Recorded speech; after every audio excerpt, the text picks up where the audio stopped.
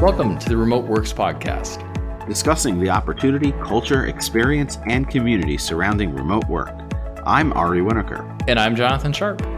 This is episode 10 with Andrew Powell, who owns a boat and lives in Tampa, Florida. This episode is sponsored by the Managing Remote newsletter. If you manage a remote team or organization, receive a weekly summary of the best content and news related to successful remote teams. Sign up at managingremote.com.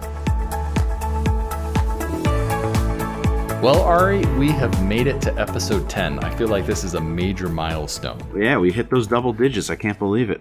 That's right. So it's all uphill from here, right? Yeah. So this episode is also a lot of fun for me as I am actually recording in my home office, which I have completed and moved into a day ago as of the time of this recording. And it's great to be down in the basement. It's a lot quieter, though I did get in trouble by my wife today for playing my music too loud. That's what headphones are for. Got a text message. I had to switch to the headphones, but I was excited to have my speakers hooked up again. And I hear that. She texted me and said I was a little loud. So I guess you didn't soundproof enough. I guess not. And I was hoping to be able to play my music at a respectable level, but I was told otherwise by the boss. So yes. So other than that, and I think you are working. Well, you went to work today, but you are fighting the blizzard of the East Coast. Yes, we experienced a minor blizzard, which had a good chunk of ice mixed in, at least in my area, made some treacherous driving conditions. I did make it into that office I had to go to, but only because I wanted to, strangely enough. I can understand that. There's something about the adventure of having to fight to get to work, so. Yes. But I was actually given the option of staying home, but of course I only saw that message after I was in the office. But, doesn't help there. But when you enjoy the work you do, though, sometimes even going into an office sometimes is not so bad. Yeah. I'm writing some scripts, trying to debug them, figure out how they work, make them do what I want them to do. I'm enjoying it, so it doesn't matter to me where I do it. And with the work I do on a closed network, I can't do it from home. Yep. That would make a difference. For sure. But the focus of this podcast is remote work. So yes, let's get on with the show.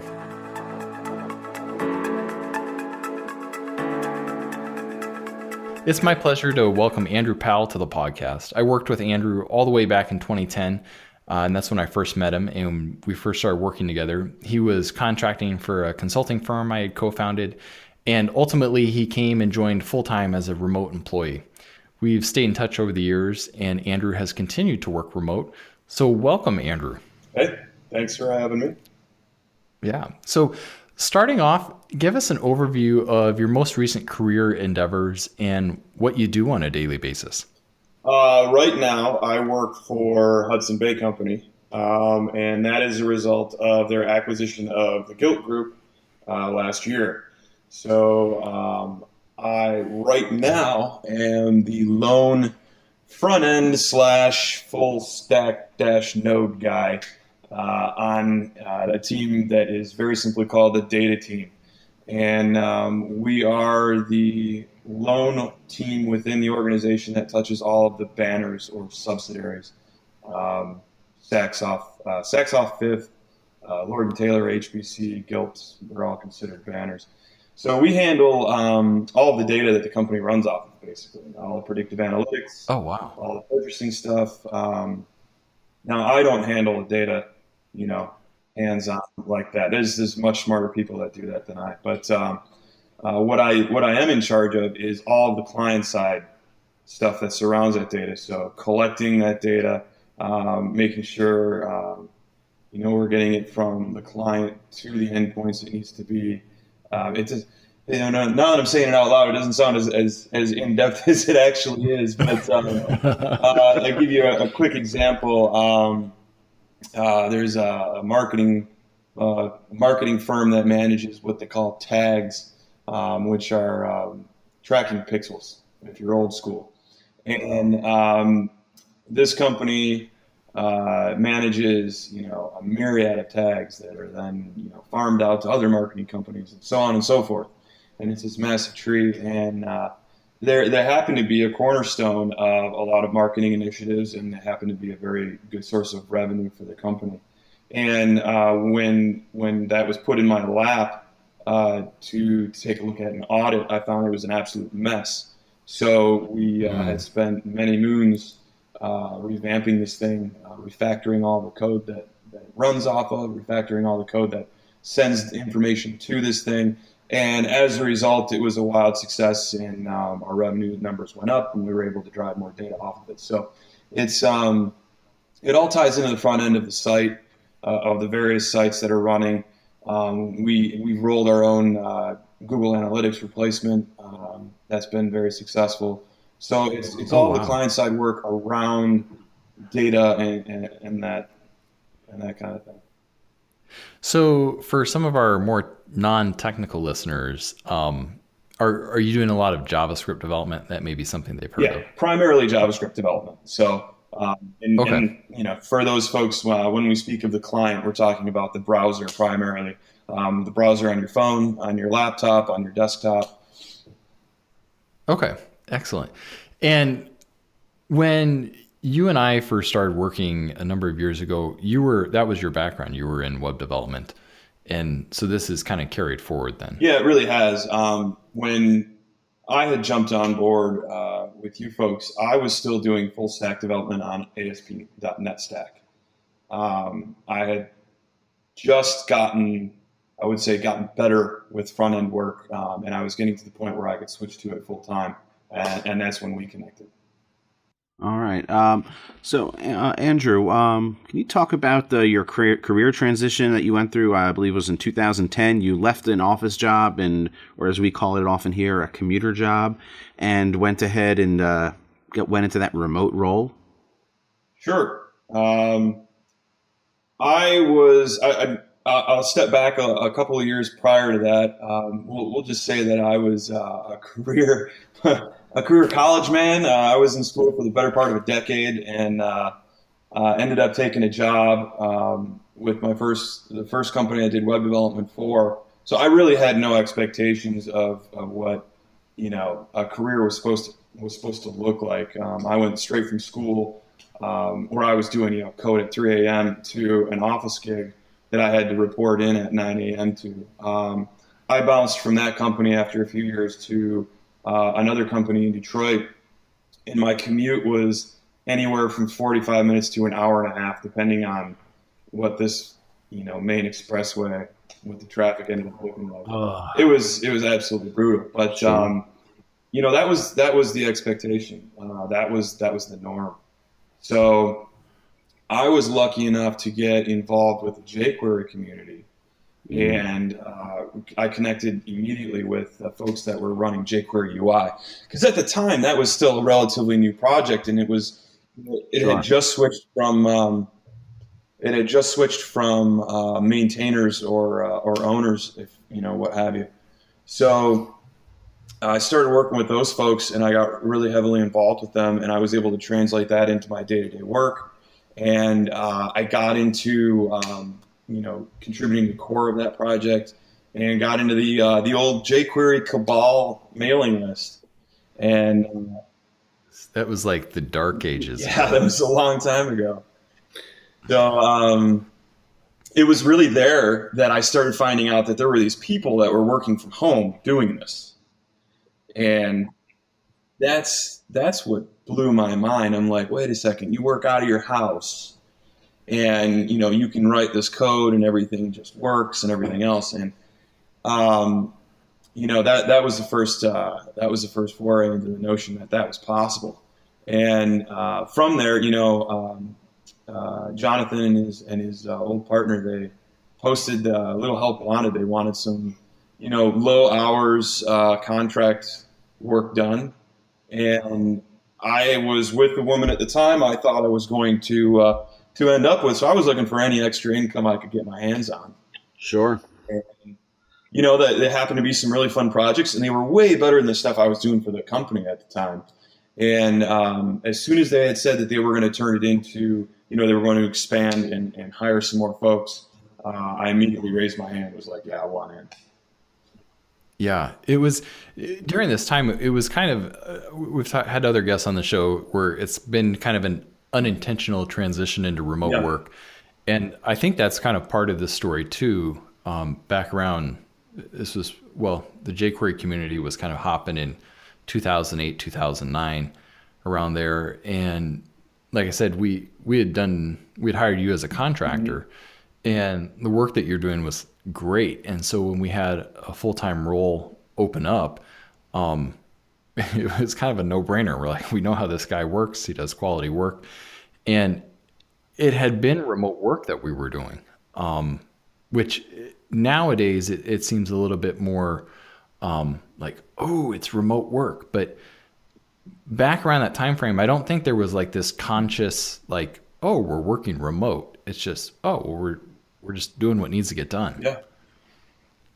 So you mentioned a little bit that like being on the jQuery project and being part of that community, which adding a little bit of backstory for our listeners, if they're not in the web development space, jQuery is a JavaScript library. It's open source, which means that people from all over the world can contribute to it and develop on it. And it's fairly popular. It's on over half of the websites on the internet.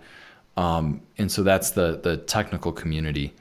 But really, Andrew, did you think when you saw these other developers working from home that like, that's exactly what I want to do? I want to become intentional about heading that direction? Or was it just kind of a novelty thing of like, that's really curious? No, my initial reaction was like, what sorcery is this? How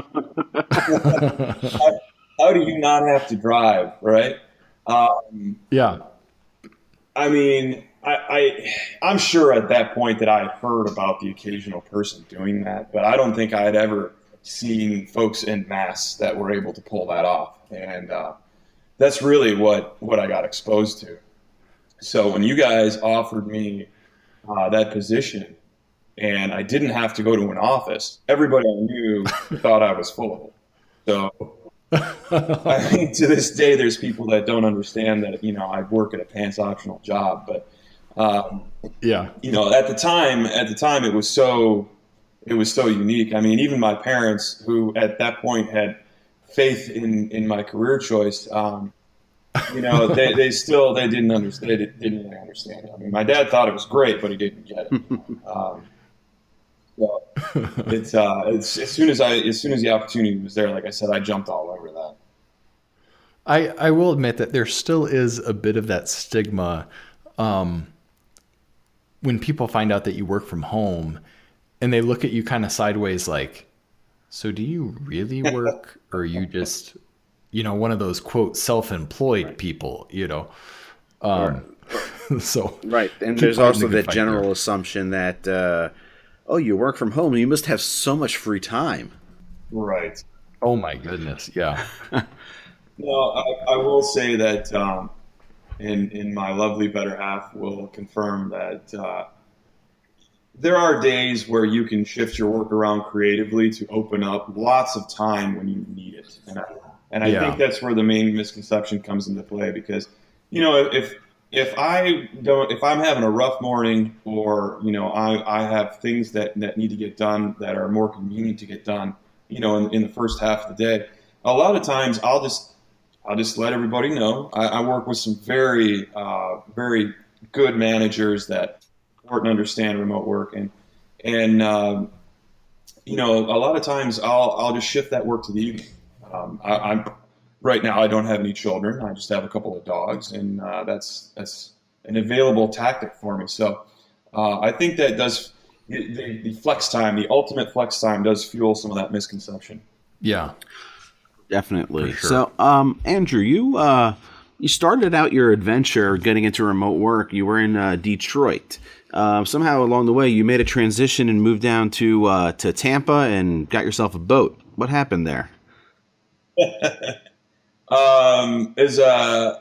It was a rough winter. A couple of years ago, I had a really rough winter. It was the first year of the polar vortex.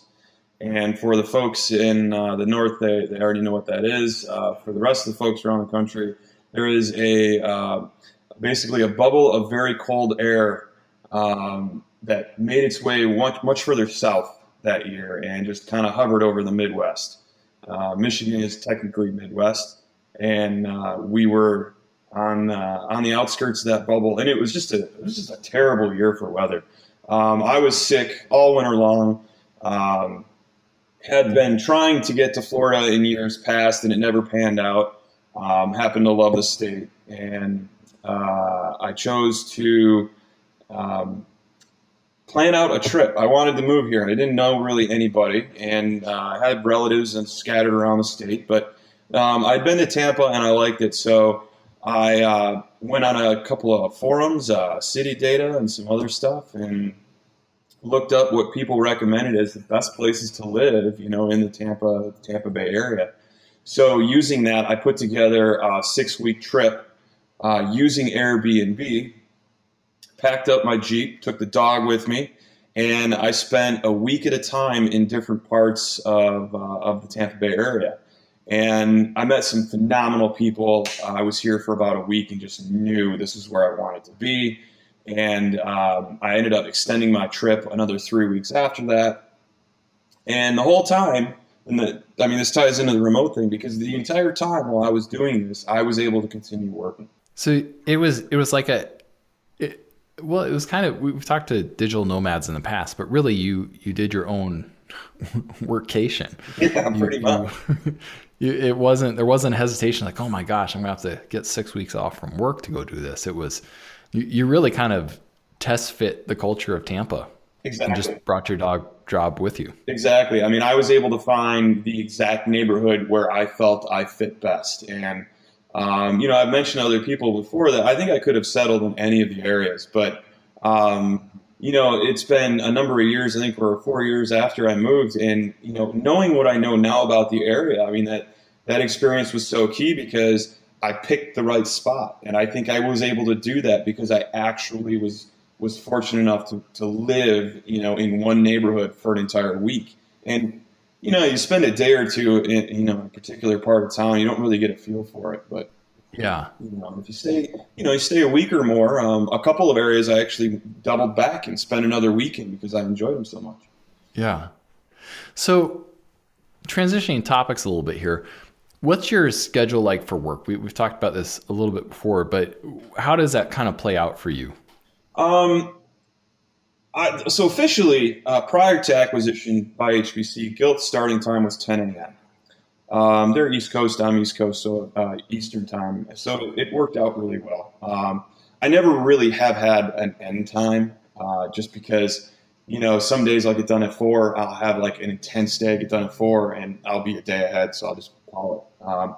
Other days I'll end up working till 8 or 9, and those are all by choice. So post acquisition, I believe HBC has a much different schedule for their employees, and they are a very old school corporate company. That culture in their tech department, or what they call digital, is changing. It's evolving, and I think that schedule is starting to dissipate somewhat. But I do have folks that hit me up much earlier than 10 a.m. now. And then to add a layer of complexity to that, we have an Irish office. So there is a Gilt office in Dublin, and they are 5 hours ahead of us. Oh, man. Yeah. So my role has moved from, pretty much a 10 to 6 type of gig to somewhat of an on-call, a very loosely on-call role. And, I have no issue with it.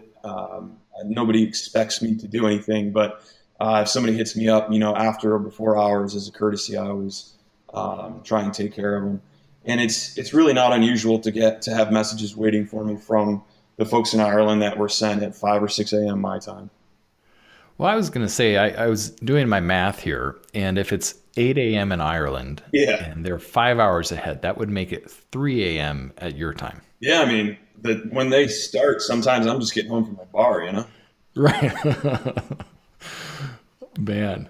Well, that's definitely a challenge. So in kind of summary, it's just, you go with a very fluid schedule and just kind of work as it comes, and make sure that you also get time for you and all the other stuff that you have to get done. Yeah, the work-life balance is something that I still maintain as paramount, and I've had a lot of support in that with the management over the years. But I just when I was interviewed, and this is something that I actually picked up at the company I worked with you at, when the whole work-life balance thing is really important. But on top of that, the number one thing that I really think that remote employees need to bring to the table is availability.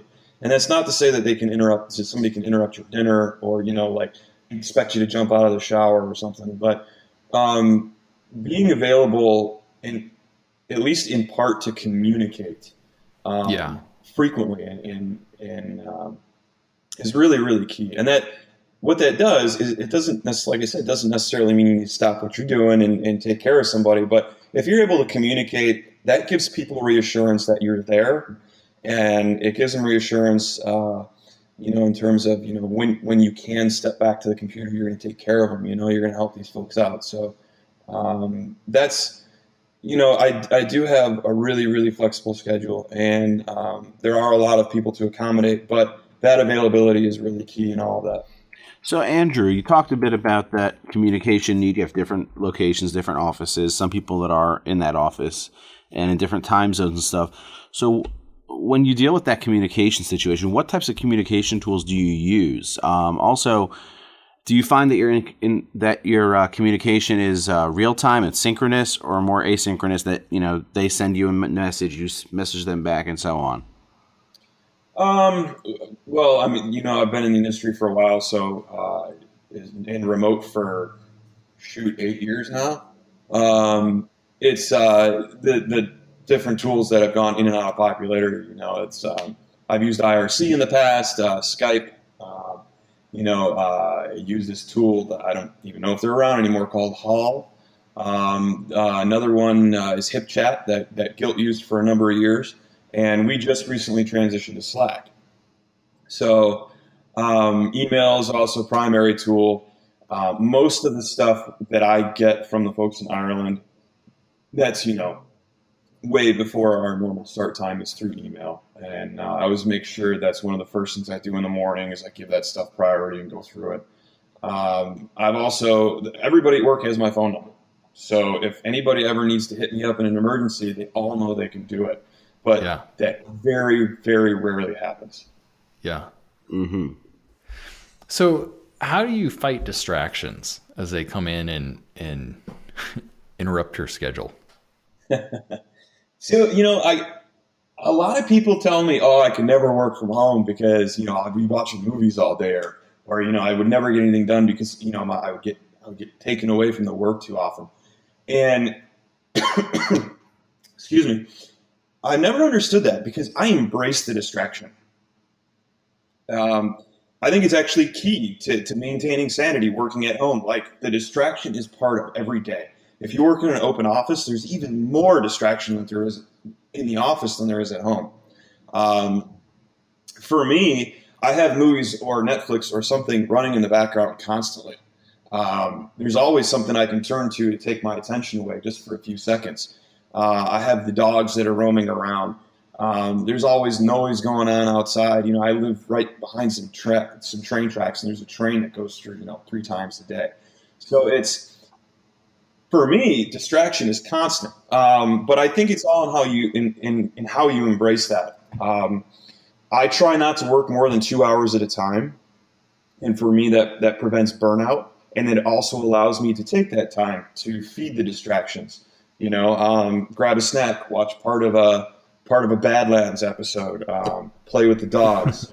Remember to take the dogs out for fear of what might happen otherwise. So it's all those kinds of things that where you don't want to. I don't want to fight the distraction. I want to embrace them. I want to make sure that I'm allowing my brain to switch gears, but at the same time making sure that I'm focused for a couple hours of time to let me be actually productive. Yeah. And I think one of the things that I kind of came to shortly after I started working from home, because it was around the time that our daughter was just a few months old, was realizing that one of the skills that I needed to improve on was the ability to jump in and out of work. And I've been reading the book Deep Work by Cal Newport, and it's an excellent book that just talks about the productivity and going deep in work. And my initial thought for it was like, oh man, like I'm never gonna be able to do deep work. I work from home, too many other things. The dogs have to be let out, all that type of thing. But really it is possible that you can adapt and learn to where your concentration focuses again. And you can jump in and out and address all these different things. Yeah, totally agree. It's a skill you have to develop. I think it's key in managing your time as well. If you are inefficient at picking a task back up, then you're going to lose time, and it's going to eventually affect your time management for the day, and then it'll cascade out into the week and the month. And yeah, just kind of snowballs from there. Sure. Yeah, exactly. So, I mean, just to elaborate real quick, another technique that I use is that I make sure I schedule errands throughout the day, every day. If it's either going to the grocery store, or if I happen to go by my complex mailbox. I live in a small townhome complex, and we have a common mailbox. And if I happen to see there's a little note there, or a flag that I have a parcel or a package, I'll just leave it there. I'll leave it there for another 2 days, and I'll make sure that that's one of the things I do 2 days from now is I'll go down to the mailbox. And for me, it's key. It keeps my mind fresh. It keeps me from burning out. And then it's also, another tactic to break up the day. So. Oh, that's a great tip. Yeah, that's a great way to break that up if you never leave the house otherwise. It's a great way to find the reason to. But speaking of time and working and, figuring out ways to avoid burnout and being productive, is there a particular time of day or night, given your semi-flexible schedule, that you find that you're most productive and you focus on the work during those hours? Yes, when I'm not hungry. That is key. I mean, seriously, that is, if I want to eat food, I love to cook. And that's also one of the things I do to break the day up. And if I want food or I want to cook, I'm not getting work done. It's just, I can't focus as well. So I do a lot of work very early in the morning. I don't know if John remembers, but I used to be kind of a walking zombie too early in the morning. Yeah. I hit my, Yeah. I hit my stride at about 11 a.m. So if that's when I say I'm fully conscious. So if I sit down to work, if I happen to get up at 8 one morning and I start working, I'll crank out. I'll just get in the zone and crank out a bunch of stuff before 11 a.m. So it's that, and then it's usually after 8 p.m., 8 or 9 p.m. right around then is when I can really focus as well. And then aside from that, it's just throughout the day, and it usually is immediately preceding an Andrew feeding time. What's your favorite meal to cook? Oh man, you're killing me. Personal here.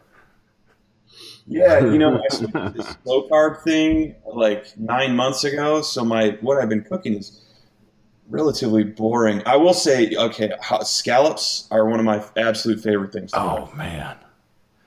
Because if you screw them up, then you get to eat the ones you screwed up, and then you get to try again.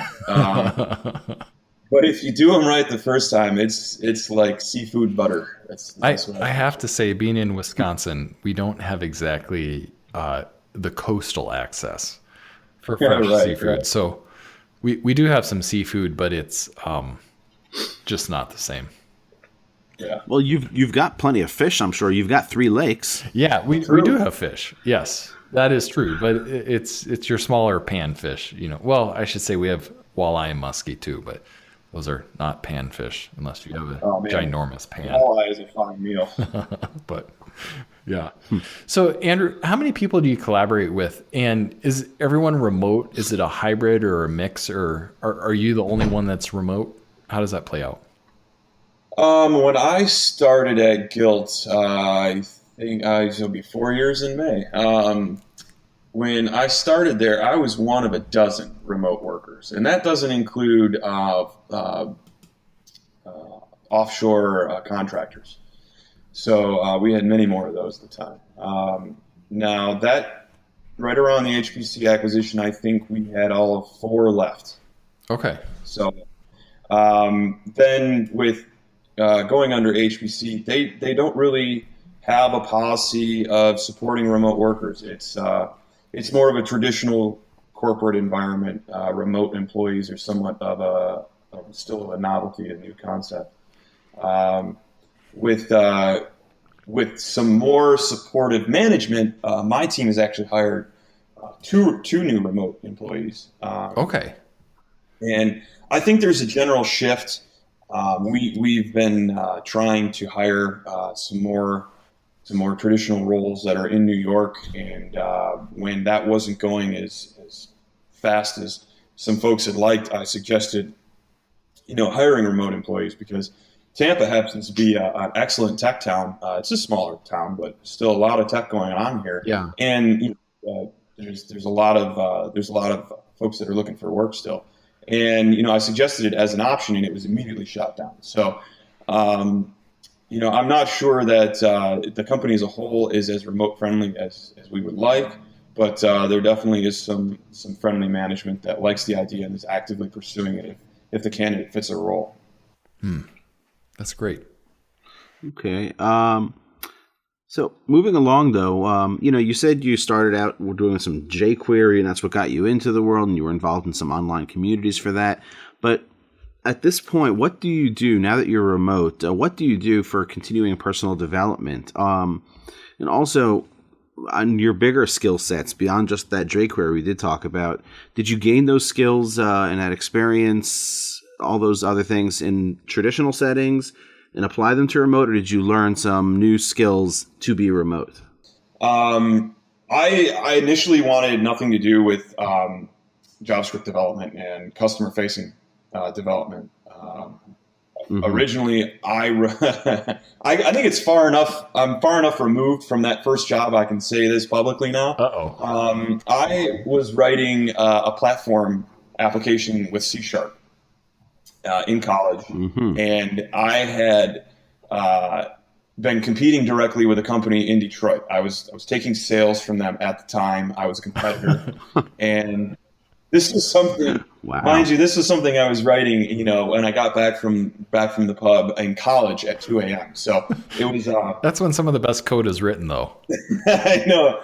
Yes. Well, that's how Facebook came into being. Right. That's right. So it's amazing what beer can fuel. Anyways, they took note of it, and they offered me a job, and I drove back down to Detroit, and I met with them, and they wanted me to do web development. And at the time, I knew enough regular old school ASP to hurt myself, and it was just, I had only learned that out of necessity because I needed a web presence for stuff. So when I sat down with them, I basically, BS'd them in an interview and convinced them I knew ASP.NET because I knew C#. Wow. Okay. So they gave me the job to keep me from writing the app. So it was hush money, basically. Yeah, it was a hush job. Yeah, it was a hush offer. So that's where I really picked up the web development stuff, and I went right into the fire on it, and I took to it, and I only learned the front end stuff because it was a necessity, because the stuff there at the time was so bad that I wanted it to be better. And that kind of was the spark to the insatiable, I must know more, I must do this better. The kind of mantra that I picked up from there. And there's a Ruby all-star right now. His name is Nick Quaranto. He's a great guy. I believe he is now in Germany or something. But at the time, he was an intern at this company. And oh, wow. He was trying to push jQuery when jQuery wasn't big enough. Okay. And he's the one who got it introduced to that company. And that's, as an intern, I will give him credit where credit is due. He's the one that got me to take a look at that stuff and that kind of spiral. Going into my next position, I wanted more of a front end focus, and I was able to expand on that. And that's that whole mantra of I must know more. This must be better. And that's when I got involved with jQuery. Mm-hmm. Yeah. Like on a project scale. So from there, I'm really all the new stuff that I picked up has been out of self necessity. Like I wanted to know how something worked, or I wanted to replicate something cool that I saw. But it was never something where I had a company mandate that said, we want to do this new innovative thing. When you work with a consultancy, it's very difficult to convince them that doing something in a riskier way or with something that's brand new, that's risky, is worthwhile. Yeah. The company I worked at with you, Jonathan, that was always pushed. Like, if you have a new idea, let's use it. Yeah. So that was one of the things that was a lot of fun during that time because of the wide variety of project work that we were doing. absolutely. I mean, sometimes a client would come to us and say, you have to use this technology. And it was one that we hadn't used before, or it was a newer and upcoming thing. So, oh, sure. We'll jump into that. Right. So that was one aspect that was great, is you're really getting a broad sampling in a consultancy, multi-project type environment. Agreed. Yeah, it's unique for a consultancy too. So Yeah. But more so to the question, the skills that I picked up really have been, I don't know how to say it with the right verbiage is. It's not necessarily self-taught, because we have great tools like Stack Overflow and everything else that CodePen and JS Fiddle before that. But Yeah. they were all my own individual motivation to look into the different technologies and the different skill sets I picked up. A great example of that is when I interviewed at Gilt in 2013, the very last interview, the gatekeeper to the job, I had asked him if they were interested in Node at all, because Node.js, because I had been very curious about it and I wanted to do more with it. And I was told at the time that Node would never be a thing at Gilt. So That's a no. yeah, that's a big no, buddy. There was a fierce resistance to it at the time, but fast forward 2 years after that, and another guy and myself sat down and wrote the Node framework, which has evolved in other people's hands since then. But that framework is now responsible for 2/3 of Gilt's website. Whoa. So you could say it's making money for them now. Oh yeah. It is, and the folks that framework that have been put in their hands have done great things with it since then. So it's, again, more to the point that a lot of the new stuff that I picked up and a lot of the skills that I picked up have come out of personal curiosity and wanting to see what can be done versus being just a remote thing or being like a traditional company thing. It's all been in my wheelhouse here. Yeah. So what do you see your long-term career path being? Interesting question, because this just recently came up. Yeah. So I wasn't. I was exploring other opportunities about 6 months ago because I wasn't sure that HBC was going to be the right spot for me. I interviewed with around 30 different companies, all remote positions, and I could speak for hours about the different experiences with these folks, but it really showed me that I don't know what the senior engineer role has to offer, after like you've been doing it for, 10 or 15 years. Yeah. You really have to dig deep to try and find something that's unique. And that really got me thinking about what my career path is, because, I just turned 38 and I'm staring down the barrel of 40 and I'm about to approach, old man status in tech. And, it's blowing my mind. And I'm like, well, do I want to be a developer for the next 20 years? Yeah. So that really, I have some excellent management, some excellent leads ahead of me at HBC right now. We talked about this the other week, and there is a role that is kind of newly accepted, I think, in the last couple of years, and at least as far as I've heard it, the step above senior now is called principal. You're a principal developer, and what a principal developer basically is, in Gilt and HBC's terms, is somebody who is a thought leader. And I'm loath to use that term because I think it's abused, but within the confines of the company, within your niche in the community, you do all that you can to contribute to the community, to the open source community, whatever that may be for you. And then you do speaking when you're able, if that's your thing. You publish when you can. And then you really you work on a daily basis to drive the technology, existing and new technology at the company, forward in a direction where it is not presently. In addition to that, part of the role is, really being like not necessarily support, but really being a technology advocate and supporter within other teams. Like the key there is like apparently people can always come to you if they have a question because you'll have an intelligent or supportive answer. Yeah. You'll have an idea of where to go. So I guess you could say like idea man is part of it. And then you take up initiatives as a lead of initiatives to really drive those through and finish those.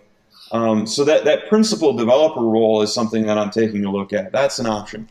And that is parallel to what you might call the management track, where a management track at the same level might be like a team lead, where you have, 10 or so, maybe a dozen folks that you lead through initiatives on a regular basis. For me, I would love to end up, ideally, I would love to try and get into a CTO role at some point in the future. And, I don't know if that's something that I would be prepared for now. I don't know what additional skills I need to develop in order to be in that spot. But I've identified that as something I want to work towards, and a CTO role in terms of being that technology leader, not necessarily a people manager. Yeah. Okay. So you did take advantage. You mentioned earlier how you took advantage of working remote and took that workcation. You traveled around Tampa, and that's how you ended up in Tampa. But do you travel much now? I mean, maybe just as a digital nomad, or perhaps does your job require you, because you do have offices in various locations, are you required to travel to those? We do. Our primary office is in New York. And when I first started at Gilt, I was in New York once a quarter, which is not bad. New York is a fine town. Now I'm in New York about twice a year. And that isn't so much a requirement as you should probably do this so that people don't forget who you are. That's a good strategy. That's always you gotta important. Make sure they keep, paying you, and someone doesn't go through and just clean up payroll once. I'm like, who's this guy? It's, FaceTime is really important no matter how long you've been working remote. It's for most people, FaceTime is required.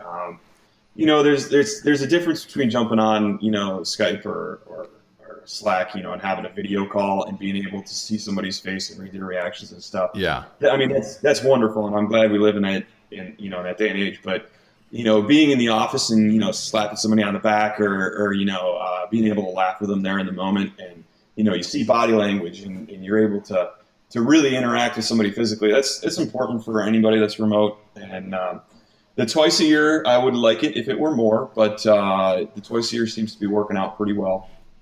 So, and in terms of the digital nomad thing, I haven't so much since I moved down to Florida, and I think it's just because it's still pretty new, and I'm so happy here. But I got a good buddy in Dallas. I go to Dallas for pretty much whenever I want. I just take the laptop with me, and it's no harm, no foul. You're still, as far as they're concerned, you're still on and you're still working, and everybody can meet you just as they always do. I did go back to Michigan 2 years ago to clear out all of my stuff out of a house I still had up there, and I was able to work while I was up there. And we recently went to Georgia over over Christmas time, and the company wasn't technically off, even though nobody was doing much. But I Yeah. took my laptop with me there, and I answered a few emails while I was up there. So it's you can do that. You have that freedom. I go down and visit my folks every great once in a while, and I'll work from there. If I stay the night. So it's Yeah. that freedom still exists, and it's something I do occasionally. So Andrew, if people want to connect with you online, what's a good place for them to connect with you? Well, it really depends what they're looking for. That's a great question.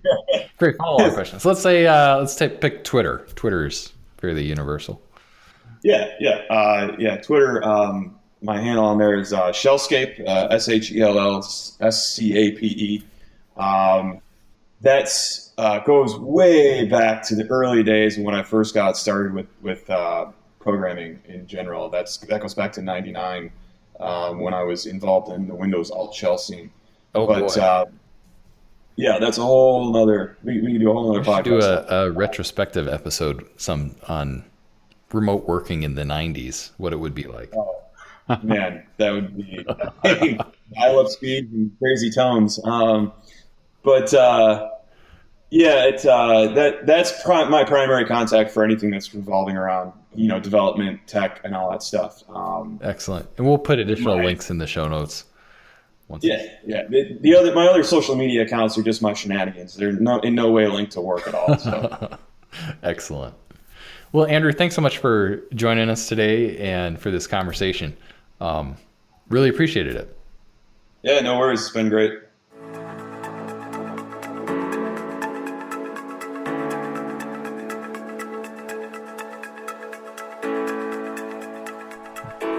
So this next section of the show is called What's the Buzz, where we talk about news and tips and things of interest to those of you working remote.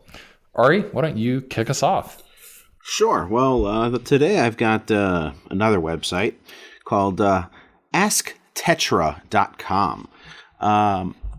It's not a service that I've actually had the opportunity to try myself yet, but the basic way it works is that it's a bot that calls into your conference calls or other phone calls you have, any phone calls you have at all, conference calls or otherwise, and listens in, records them, and then the service will transcribe all of that for you, so you can have an extended long conference call and then be able to search that later word for word. It happens to be that, like I said, I haven't had an opportunity to try it yet, but one way that they keep confidentiality, which of course might be a big concern for some people, somebody listening to your whole conference call, is their editing team who does the transcription is distributed. So they distribute portions of the call? Well, they are distributed in terms of remote work, and they're distributed in the sense that their editors never hear more than approximately 15 seconds or so of your call. Whoa, that's actually very interesting. So they're able to what they do is they actually transcribe it automatically with some speech to text software, and then they go ahead and have editors review it. So they get that human eye to go ahead and say, well, that doesn't make any sense. And, wait, he didn't say that. Because we all know we've tried some text to speech when we were on the go with our cell phones and texting, and weird things come out. Oh, yes. Still an area of improvement. My favorite one was, it was a Saturday, and we have horses that are at a barn, and I had talked into my cell phone and said, I'm on my way to the barn, except it came out as, I'm on my way to the bar. And it was like noon on a Saturday. My wife texted back, and she goes, you have fun with that now. So I ended up at the barn, not the bar, but I guess I had permission to go to the bar. I don't know. I would have gone. So, yeah. So my What's the Buzz this week is the autonomous.ai standing desk. And I have gotten to use this in practice. I purchased their, it's a do-it-yourself kit. And so it's just the frame portion of it. You build your own desktop but it's a powered standing desk and it has a memory function. So you basically hit a button and the desk will go from whatever height you want all the way up to standing height, which for me at 6'5" is fairly tall. But it works out great and it's very economical and affordable compared to other standing desks. All combined, the standing desk that I built cost me about $500, including all the wood for the top, compared to some other models that are out there where things can go north of $1,500 pretty quick. This was solid quality. I highly recommend it. And so we'll put links to them in the show notes, and also a link to an Instagram photo of my desk and what it looks like. So quite a beauty. Yes. You did a fine job with it. Thank you. It's been in the works for a number of years, as I built my first desk for home about 8 years ago and have been mentally chewing on it, on how to improve it and what I'd want it to look like. So when I had the opportunity to build this one, I went all out. And so my goal is for it to last me at least 10 years. So thank you for listening to the Remote Works podcast. This podcast is only half of the conversation. The other half is from you, our listeners. We appreciate your questions and the feedback. You can leave us a voicemail at remote.works/voicemail, and we may incorporate it into a future episode. Subscribe to this podcast on iTunes, Google Play, Stitcher, or others. Please take a moment and leave us a review when you subscribe.